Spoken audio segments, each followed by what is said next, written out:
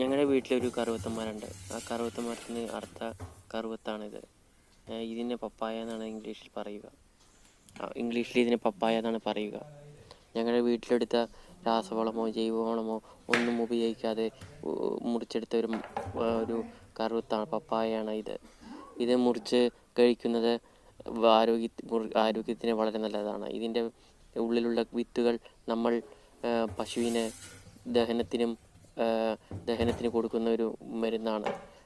ഒരു പക്ഷേ നമ്മുടെ കറുവത്തിൻ്റെ വിത്തുകൾ പശു അറിയാതെ കഴിച്ചാൽ, ഗർഭിണിയായ പശു അത് കഴിച്ചാൽ അത് അബോർഷനായി പോകാനും സാധ്യതയുണ്ട്. കറുവത്തങ്കായുടെ മധുരം നമ്മൾ വളരെ രുചിയാണ് കഴിച്ചിരുന്നത്. നമ്മുടെ പരിസരത്തെ അധികം പേരുടെ അടുത്ത നാടൻ പപ്പായ ഇല്ല. ഇതിനെ വളരെ ജനങ്ങൾ പ്രിയപ്പെട്ട് കഴിക്കുന്ന ഒരു ഫ്രൂട്ടാണ്. നമ്മൾ ബേക്കറിയിൽ, ഫ്രൂട്ട്സ് കടയിലെല്ലാം കണ്ടിട്ടുണ്ട്, വളരെ വലിയ വലിയ പപ്പായകൾ കണ്ടിട്ടുണ്ട്. ആ പപ്പായകൾ അത്രയ്ക്ക് മധുരം വരാറില്ല. നമ്മുടെ വീട്ടിലുള്ള പപ്പായ മരത്തിൽ നിന്ന് കഴിക്കുന്ന ഫലത്തിന് മാത്രമാണ് മധുരം കൂടുതൽ. ഇത് ഞങ്ങൾ 4 കഷ്ണമായി മുറിച്ചു. എൻ്റെ സുഹൃത്തായ സിദ്ദിഖും പിന്നെ എനിക്കും എൻ്റെ അച്ഛൻ്റെ ചേച്ചിക്കും കൊടുക്കാൻ മാത്രമേ തികഞ്ഞുള്ളൂ.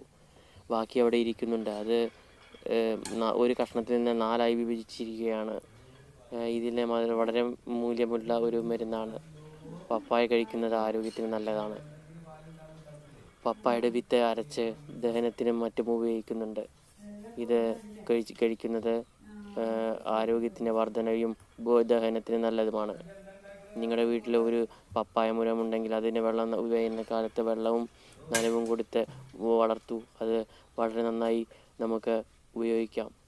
ഒരു വർഷം കൊണ്ട് അതിൽ നിന്ന് പപ്പായ മരത്തിൽ നിന്ന് 50-50ഓളം പപ്പായ ഫ്രൂട്ട്സ് കിട്ടാൻ സാധ്യതയുണ്ട്. Like, comment,